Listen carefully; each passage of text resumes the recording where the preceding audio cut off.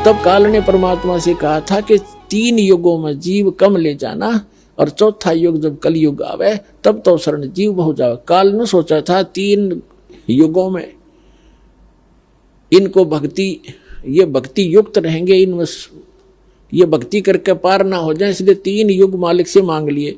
वो तो चतुर न्यू बना था, अक भाई चल 3 युग में इनकी भक्ति का नाश करवा दूंगा मैं, और फिर ये बन जाएंगे भिखारी कलयुग में, और फिर नकली संत पंथ भेजकर जैसे ये अन्य पूजाएं देवी देवता और मंदिर की बनवा के इनको गलत साधना पर लगा दूंगा। ये कति भक्ति योग नहीं रहेंगे। अब देखो पूरा चीन नास्तिक हो गया, पूरा रूस नास्तिक हो गया, और ये राधा स्वामी पंथ ऋषभरांश जितनी बड़ी हुई दंदन सदगुरु दनोदाल और जय गुरुदेव, इसमें आपको दिखा दूंगा। जिस मार्ग पर नहीं लगे तो आने वाले 50 वर्ष के अंदर सब नास्तिक हो जाएंगे, राम नाम कहने वाला नहीं रहेगा। ऐसे दुख आएंगे इनके घर पे, क्योंकि भगवान का सहारा नहीं। फिर पिछले पुण्य कब तक चलेंगे प्राणी के, तब तक वो सुखी दिखाई देंगे। फिर कैर टूटने लग जाएगा इनके घरों पे, सब नास्तिक हो जाएं, कहेंगे कोई भगवान नहीं कहीं पर भी। और काल यही चाहता है कि नास्तिक हो जाएं, फिर आए जाओ भगवान और उसका दूत, उसका दास, कोई सुनेगा ही नहीं।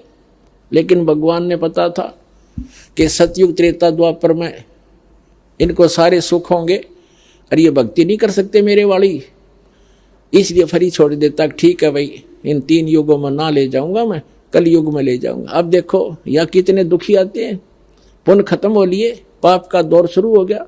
वो नकली संतों से, नकली साधनाओं से कोई आगे लाभ चारदर लगा नहीं, तो दुख है दुखाने थे।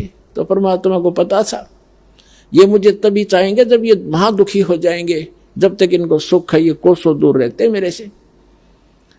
अब उन आत्माओं का जन्म होगा सतयुग में, जो दास आपको बता रहा है। लेकिन कितना लंबा काम बढ़ा दिया उन्होंने।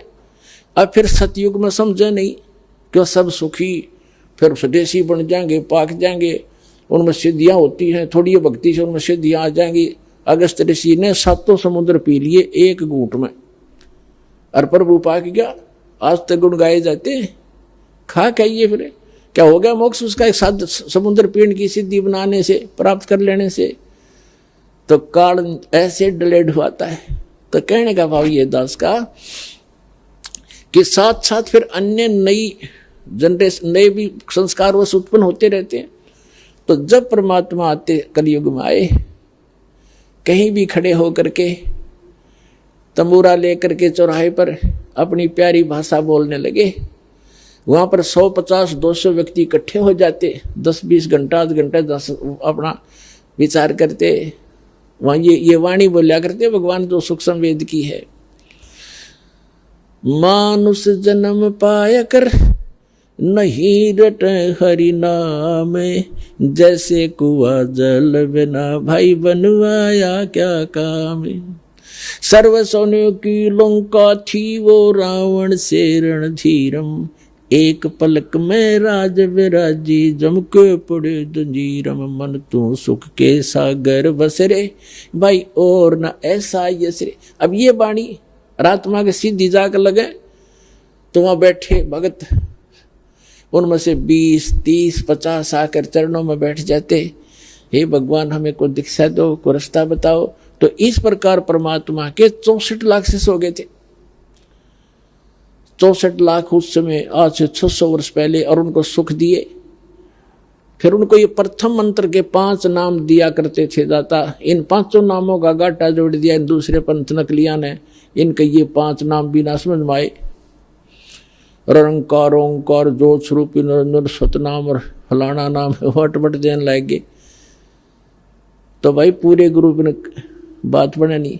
तो कहने का भाव दास का ये है कि मैं रोवत हूँ सृष्टि को, ये सृष्टि रोवे मोहे, गरीबदास इस योग को समझ न सकता कोई। अब जैसे परमात्मा 600 वर्ष पहले आए थे तब हम अशिक्षित थे। 64 लाख से सोना कोई बालकों का खेल नहीं है, ना कोई मीडिया था, ना कोई प्रचार साधन था। कैसे हुई, एक दिन में 1000 जगह प्रकट हो जाते थे परमात्मा, और सबको समझाते थे, उनको सुख देते थे। क्योंकि सबको इतना सुख दे दिया कि वो समझ में नहीं आया करते। उनके ये संत के आशीर्वाद से मुझे ऐसा लाभ हो गया, नाम लेते इतने सुख होने लगे।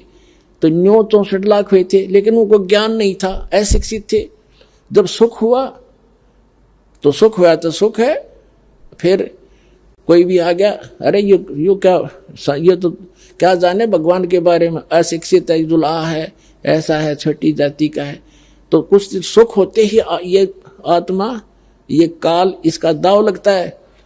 परमात्मा कहते हैं इसे सुख का आग लगे, जो नाम हृदय ते जावे, और बलिहारी उस दुख के जो पल पल नाम रटावे। वो दुख भी वो सुख भी हमारे लिए दुखदायक, वो हमारा दुश्मन बन जाता है। जो उस सुख की हमें जरूरत नहीं, भगवान जो आपसे दूर करे। इतना कष्ट दिए रखना दाता, तेरी याद बनी रहे, हमें समझाना चाहते हैं परमात्मा।